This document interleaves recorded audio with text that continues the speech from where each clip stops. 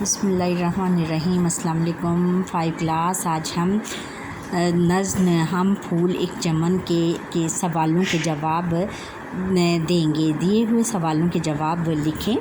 اس میں ہم نے پہلا سوال ہے کہ چمن کے پھول کسے کہا گیا ہے؟ چمن کے پھول تمام پاکستانی عوام کو کہا گیا ہے۔ اور دوسرا سوال ہے کہ پہلے بند میں شاعر نے پرچم سے محبت کا اظہار کس طرح کیا ہے؟ جواب ہے کہ اس بند میں شاعر کہتا ہے کہ ہمیں اپنے وطن کے پرچم سے بہت پیار ہے اور اس پر یہ چاند اور ستارہ بنا ہوا ہے، یہ ہماری آنکھوں کا نور ہے، ہمارے دل میں اس جھنڈے کی کرنیں چمک رہی ہیں، یعنی ہمیں اس وطن میں اس جھنڈے سے دل کی گہرائیوں سے بہت زیادہ پیار ہے، کیونکہ ہم ایک ملک کے پھول ہیں۔ اگلا سوال ہے کہ شاعر نے نظم میں گلشن کس سے کہا ہے اور کیوں؟ شاعر نے اس نظم میں گلشن ہمارے پیارے ملک پاکستان کو کہا ہے، اور کیوں کہا ہے؟ اس لیے کہ یہ ہمارا ملک خوبصورتی کے لحاظ سے بہت زیادہ خوبصورت ہے، اور اس میں ہر طرح کی وادیاں، پہاڑ، دریا اور صحرا، ہر قسم کے اس میں نظارے دیکھنے کو ملتے ہیں۔ آخری بند میں شاعر نے کن راہوں پر چلنے کی بات کی ہے؟ آخری بند میں شاعر نے تنظیم اور یقین کی راہوں پر چلنے کی بات کی ہے۔ اور اگلا سوال ہے کہ ہم اپنے وطن کو جنت کیسے بنا سکتے ہیں؟ ہم سب لوگ صلح اور اتفاق سے رہ کر اس وطن کو جنت بنا دیں گے اور اس میں سکون پیدا کریں گے۔ اگلا سوال ہے کہ حروف کی ترتیب درست کر کے الفاظ بنائیں۔ ان لفظوں کے دو ہم آواز الفاظ لکھیں۔ اچھا، حروف اور الفاظ اور ہم آواز الفاظ۔ اب انہوں نے جو بے ترتیب لفظ دیے ہوئے ہیں ان کو ہم نے پہلے ترتیب سے لکھنا ہے، جیسے ہے لام، پھے، واو۔ اس کو اگر ہم ترتیب سے لکھیں گے، جیسے پھ، واو اور لام، کیا بنے گا؟ پھول۔ پھول کے ہم آواز الفاظ کون سے ہیں؟ بھول اور ڈھول۔ اچھا، اگلا ہے کہ نون، میم، چے۔ اب ہم اس کو اگر ترتیب سے دیں گے بچوں تو کیا بنے گا؟ چے میم نون، کیا بنے گا؟ چمن۔ چمن کے ہم آواز الفاظ کون سے ہوں گے؟ دھمن۔ اور پھر ہے الف، جیم، نون، کیا بنے گا؟ جیم الف نون، کیا بنے گا؟ جان۔ اور اس کے ہم آواز الفاظ کون سے ہیں؟ آن، جان۔ اور نون آگے پھر ہے گاف، نون، رے۔ اس کو اگر ہم ترتیب سے لکھیں گے تو کیا بنے گا؟ نون گاف رے، نگر۔ اور اس کے ہم آواز الفاظ ہیں اگر، مگر۔ اور پھر ہے رے، الف، پے، یہ الف، پیارا۔ اس کو اگر ہم ترتیب سے لکھیں گے تو کیا بنے گا؟ پے، یہ الف اور رے، الف، را، پیارا۔ اس کے ہم آواز الفاظ کون سی ہیں؟ زیارہ، ہمارا۔ آگے پھر ہے کہ ہم نے اگلا سوال ہے کہ قواعد سیکھیں۔ قوسین۔ دیے ہوئے جملے غور سے پڑھیں۔ جیسے ڈاکٹر جمیل الرحمن صاحب اردو کے استاد کو میں نے آج گاؤں میں دیکھا، اور بیگم ڈاکٹر رابعہ صاحبہ دانتوں کی مشہور ڈاکٹر سے میں نے علاج کے لیے رجوع کیا۔ اور اوپر دیے ہوئے جملوں میں کچھ الفاظ قوسین بریکٹ یعنی بریکٹ میں دیے گئے ہیں۔ قوسین یعنی بریکٹ میں ہم نے اکثر پیراگرافس میں دیکھا ہوگا کہ جو الفاظ بریکٹس میں لکھے ہوتے ہیں کہ ان کو ہم نے ان کی اہمیت کو ان کی زیادہ اہمیت ظاہر کرنے کے لیے ان کو ہم بریکٹ میں لکھ دیتے ہیں، تو ان کو کیا کہتے ہیں؟ ایسے الفاظ کو ہم قوسین کہتے ہیں۔ اور قوسین کس کی جمع ہے؟ قوس کی جمع ہے۔ قوس کس کو کہتے ہیں؟ ایسے، قوس تیرے ایسے، قوس کی جمع ہے۔ قوس کے معنی ہے کمان۔ کمان کس کو کہتے ہیں؟ کمان الٹا ترچھی چیز کو، جیسے کرو جس کو دیا ہو اس کو ہم کمان کہتے ہیں۔ قوسین میں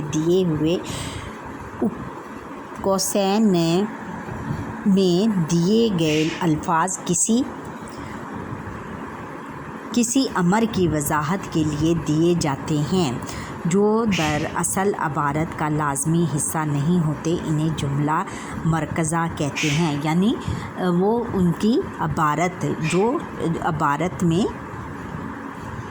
جو دراصل لازمی حصہ نہیں ہوتے لیکن انہیں جملہ مرکزہ کہتے ہیں۔ یعنی وہ مرکزہ جملہ، مرکز یعنی وہ جملے کا مرکز ہوتا ہے، یعنی اس جملے سے اس بات کی وضاحت ہوتی ہے۔ اس سے جو ہم بات قوسین میں یا واوین میں کہتے ہیں اس سے ہم پورے جملے کی وضاحت ہو جاتی ہے۔ وضاحت کے لیے یہ جملہ مرکزہ کی علامت کیا ہے؟ یہ قوسین ہیں۔ جملہ مرکزہ کو عام عبارت سے الگ کرنے کے لیے استعمال کی جاتی ہیں، یعنی ان کو ہم عام عبارت سے الگ کرنے کے لیے ہم اس جملے میں ان جو عبارت کو ہم لکھتے ہیں۔ درج ذیل جملوں میں مناسب جگہ پر قوسین لگائیں، جیسے احمد علی ایک نامور کے اوپر ہم نے قوسین لگانے ہیں۔ آج ہمارے اسکول تشریف لائے، ہم نے وادی مری پہاڑوں کی ملکہ کی سیر کی۔ وادی مری کو ہم جانتے ہیں اور اس کو ہم کیا کہتے ہیں؟ پہاڑوں کی ملکہ کہتے ہیں۔ پہاڑوں کی ملکہ پر ہم نے قوسین لگانے ہیں۔ کی سیر کی۔ شہریار احمد اور دانیال دو ذہین طالب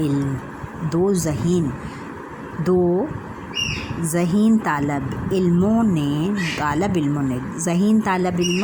یعنی اس میں ان کی تعریف بیان کی گئی ہے، یعنی ایسے بات کہ جس میں ان کی تعریف بیان کی گئی ہو یا ان کی وضاحت، کسی بھی چیز کی وضاحت کی گئی ہو، اس کو ہم قوسین میں اس چیز کو ہم جملے میں قوسین میں لے آتے ہیں۔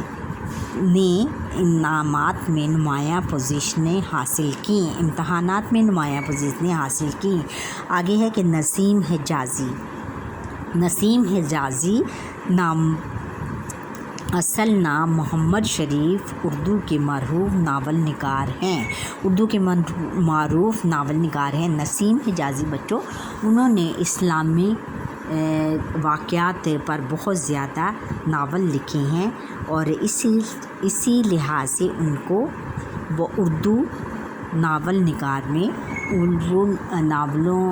نگار میں پہچانا جاتا ہے۔ سوال نمبر 8 میں قوسین یعنی بریکٹ لکھوانے کی سرگرمی سے قبل بچوں کو تختہ تحریر پر مزید جملے لکھ کر قوسین لکھوانے کی مشق پختہ کروائیں۔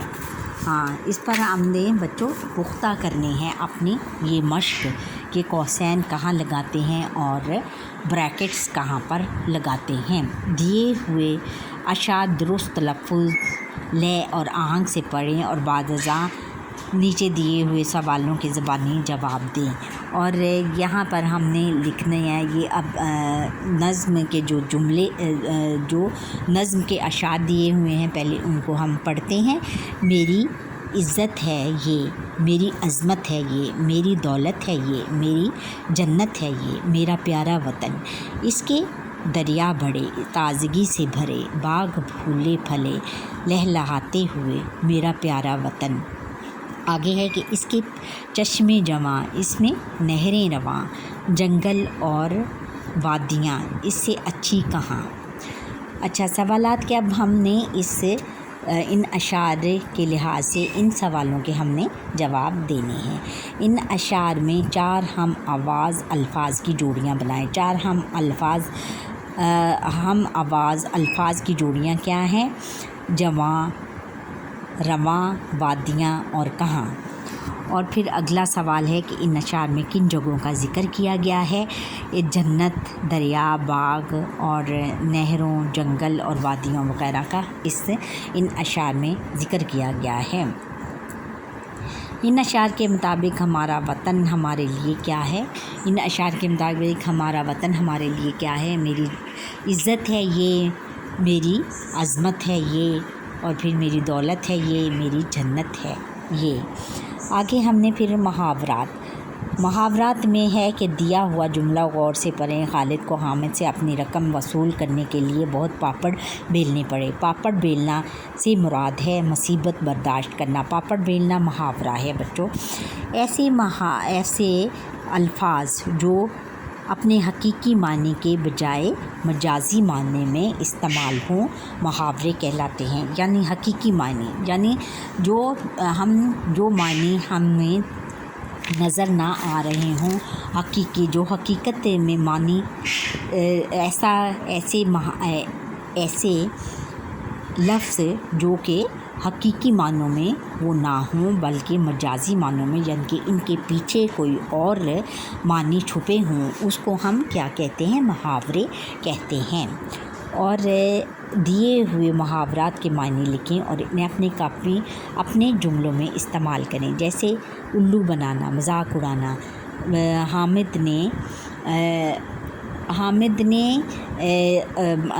حامد نے احمد کو الو بنایا۔ اور جان پر کھیلنا، آج ایک موٹر سائیکل والے نے جان پر کھیل کر آج ایک بچے کی جان بچائی۔ 4 چاند لگانا، بہت زیادہ محنت کرنا۔ آپ نے یہ کام کر کے 4 چاند لگا دیے۔ آپ نے ایک بہادری کا کام کر کے 4 چاند لگا دیے۔ مگرمچھ کے آنسو بہانا، فریب یا مکر کرنا۔ اب میرے سامنے مگرمچھ کے آنسو نہ بہاؤ۔ آسمان سے باتیں کرنا، بہت زیادہ اترانا یا بہت زیادہ شوقی میں آنا۔ آسمان سے باتیں کرنا۔ آج نجمہ اتنی خوش ہے کہ آسمان سے باتیں کر رہی ہے۔ اچھا، اب ہے کہ مثال کے مطابق ہندی گنتی کو مد نظر رکھتے ہوئے عددی ترتیب سے لکھیں اور اس عددی ترتیب کے جملے بنائیں۔ اچھا، ہندی گنتی یہ ہے بچوں۔ ہندی گنتی آپ نے یہ اردو کی بک میں لکھے ہوتے ہیں، یہ ہند سے، اس کو ہم کیا کہتے ہیں؟ ہندی گنتی۔ اور عددی گنتی کیا ہے؟ عددی گنتی یہ ہے 11واں، جو ہم اردو میں لکھتے ہیں، 11واں اور 11ویں۔ گلی میں ایک جملہ انہوں نے ہمیں کر کے دکھایا ہوا ہے، گلی میں 11واں گھر عبداللہ کا ہے، وہ امتحان میں 11ویں نمبر پر آیا۔ اور آگے ہے کہ 12واں، پھر آگے 12 کیا لکھا ہوا ہے؟ ہندی گنتی میں لکھا ہوا ہے 12واں۔ احمد کرکٹ ٹیم کا 12واں کھلاڑی تھا۔ اور 12ویں، حامد دوڑ میں 12ویں نمبر پر آیا۔ اور 13، آگے پھر 13 لکھا ہوا ہے، 13واں رول نمبر کس کا ہے؟ اور 13ویں کلاس میں 13ویں رول نمبر کا نام کیا ہے؟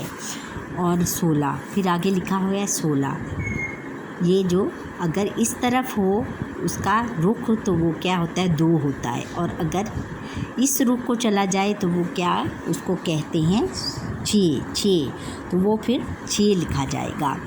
اور 16واں، ناصر کو 16واں سال لگا ہے۔ اور 16ویں، ہم تقریباً 16ویں دن گھر واپس آ گئے۔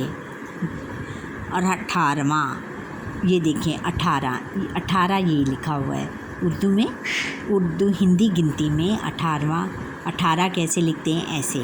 اور 18واں، میرا نمبر 18واں ہے۔ اور 18ویں، حامد 18ویں نمبر پر کھڑا تھا۔ آگے پھر 19 لکھا ہوا ہے، 19واں، انٹرویو میں زاہد کا 19واں نمبر ہے۔ اور 19ویں فیض احمد فیض 19ویں صدی کے مشہور شاعر ہیں۔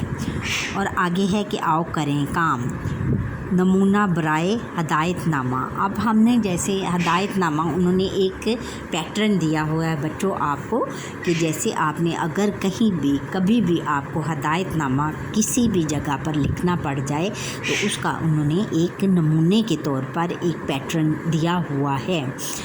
باغ میں داخل ہوتے وقت درج ذیل ہدایات پر عمل کریں، جیسے کہ یہ کیا ہے، پوری آستین کا لباس پہنیں۔ پوری آستین کا لباس کیوں پہنیں؟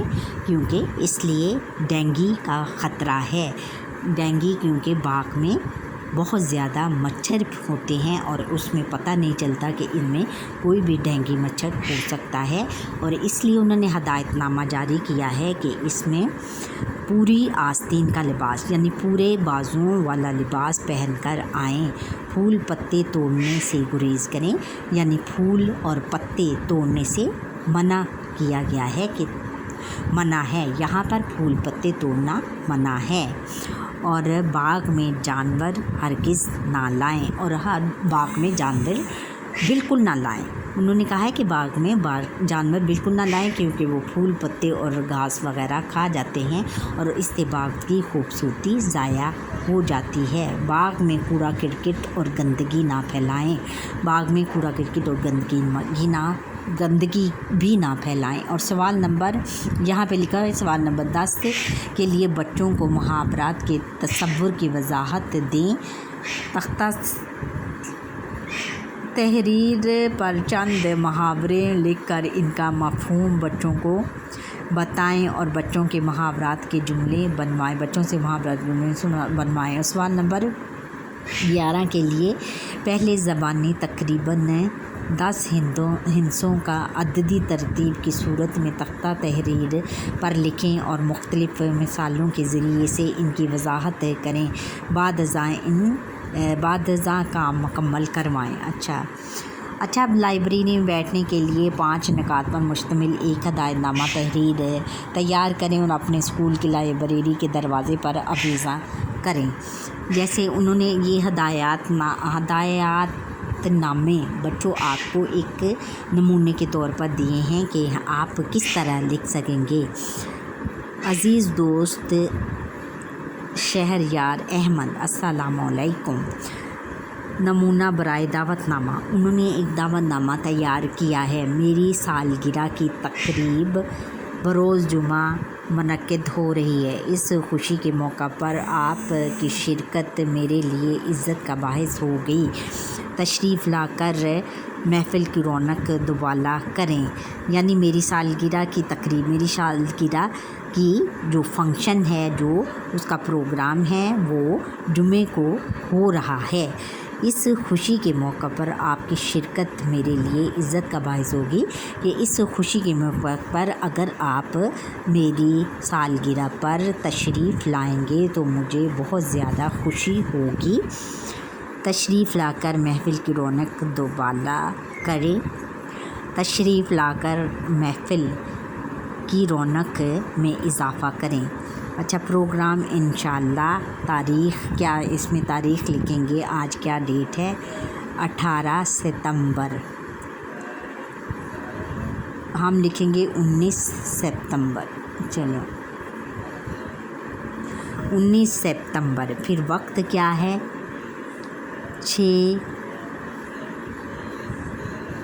6 بجے شام، 6 بجے شام یا شام 6 بجے۔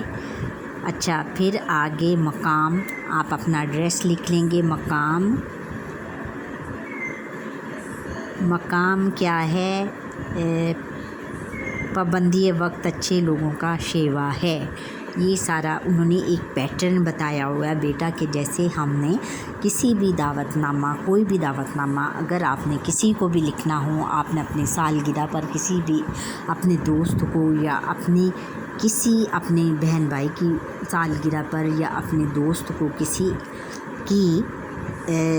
بھی پروگرام میں شرکت کے لیے دعوت دینی ہے تو اس طرح کا آپ پیٹرن انہوں نے آپ کے لیے بنایا ہے، اور اس میں اس طرح کا آپ لے کر اس کو اپنے دوست کو اپنے گھر میں مدعو کر سکتے ہیں، یعنی دعوت میں بلا سکتے ہیں۔ اچھا بچوں، یہاں پر ہی ہمارے آج کے لیکچر کا وقت ختم ہوا۔ امید ہے کہ آپ کو میرا یہ لیکچر پسند آیا ہوگا۔ اگر آپ کو یہ میرا لیکچر کیسا لگا کمنٹ سیکشن میں کمنٹ کر مجھے ضرور بتائیے گا، اور میرے لیکچر کو لائک کریں، سبسکرائب کریں، اور بیل آئٹم پر بھی کلک کرنا نہ بھولیے گا۔ اللہ حافظ۔